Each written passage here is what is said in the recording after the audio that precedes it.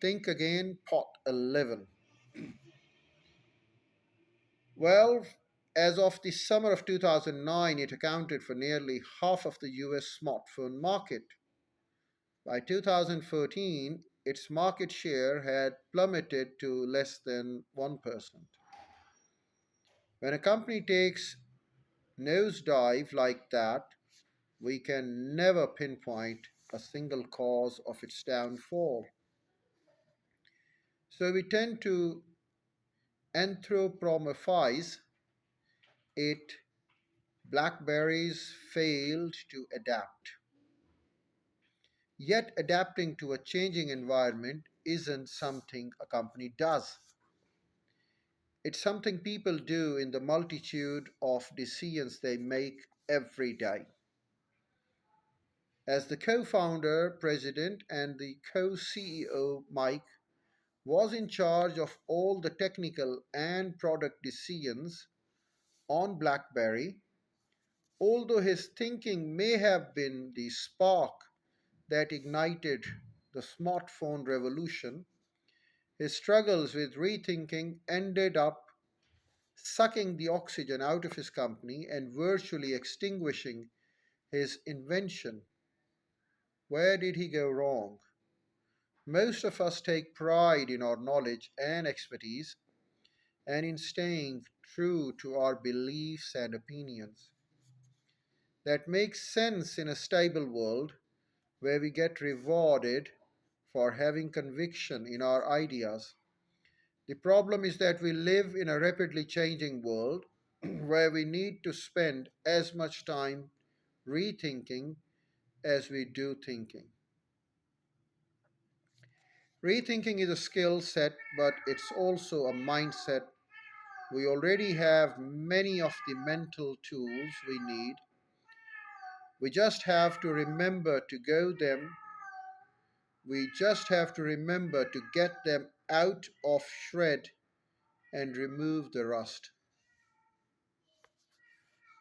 Second, thoughts. With advances in access to information and technology, knowledge isn't just increasing, it is increasing at an increasing rate.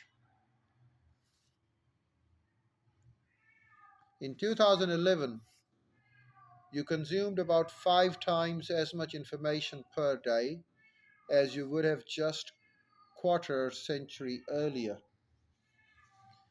As of 1950, it took about 50 years for knowledge in medicine to double.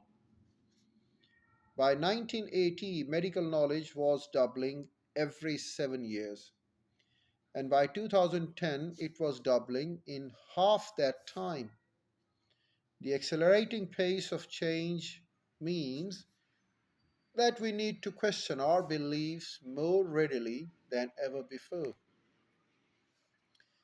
This is not an easy task.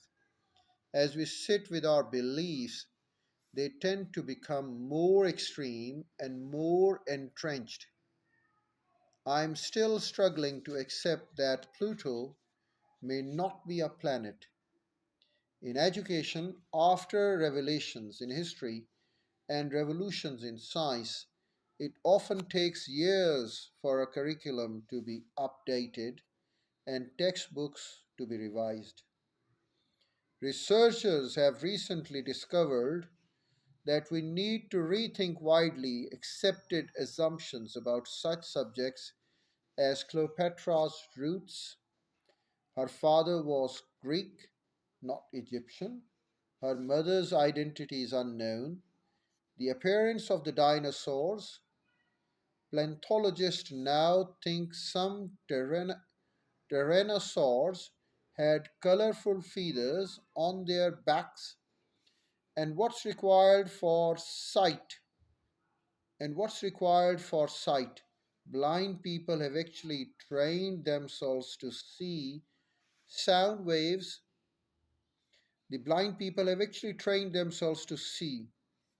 Sound waves can activate visual cortex and create representations in the mind's eye, much like how Echolocation helps bats navigate in the dark.